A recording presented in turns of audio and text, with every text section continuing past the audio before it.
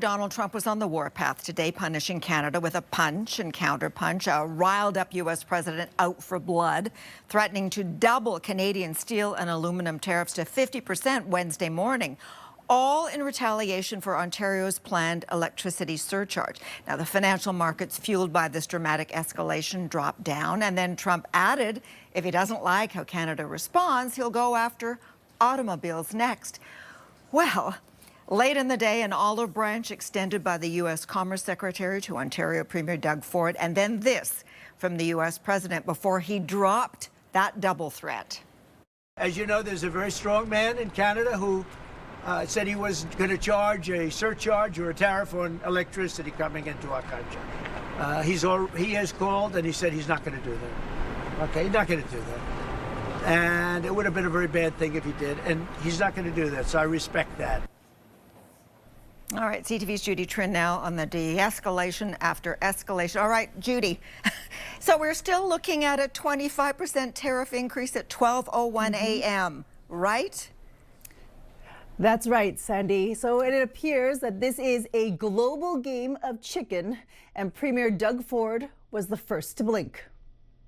After Ontario's decision to roll out an electricity surcharge against the United States, President Donald Trump publicized his next move on social media.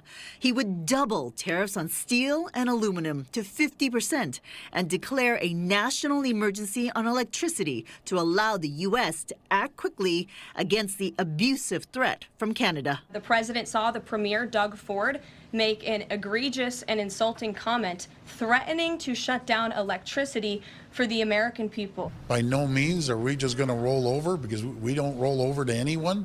What we are going to do is have a constructive conversation. After speaking with U.S. Commerce Secretary Howard Lutnick, Premier Doug Ford decided to pause the electricity surcharge 24 hours after implementing it. Secretary Lutnick has sent out an olive branch to us to come down and immediately meet with him, meet with the whole trade administration, and discuss the future.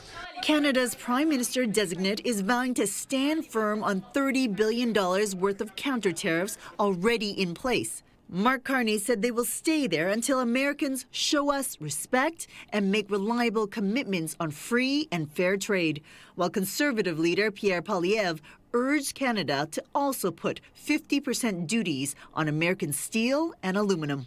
Quebec is Canada's biggest exporter of aluminum. The leader of the bloc says the escalation exposes Trump's weakness. It seems to me to be the proof of his failure.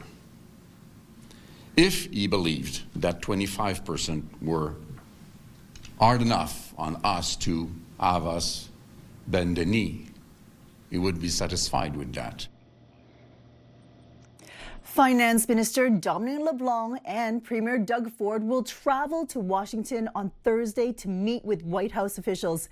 Sandy, the tone is more conciliatory given the fact that on the horizon are April 2nd retaliatory or reciprocal tariffs that could still be put in place. What a roller coaster ride. Okay, Judy, thank you.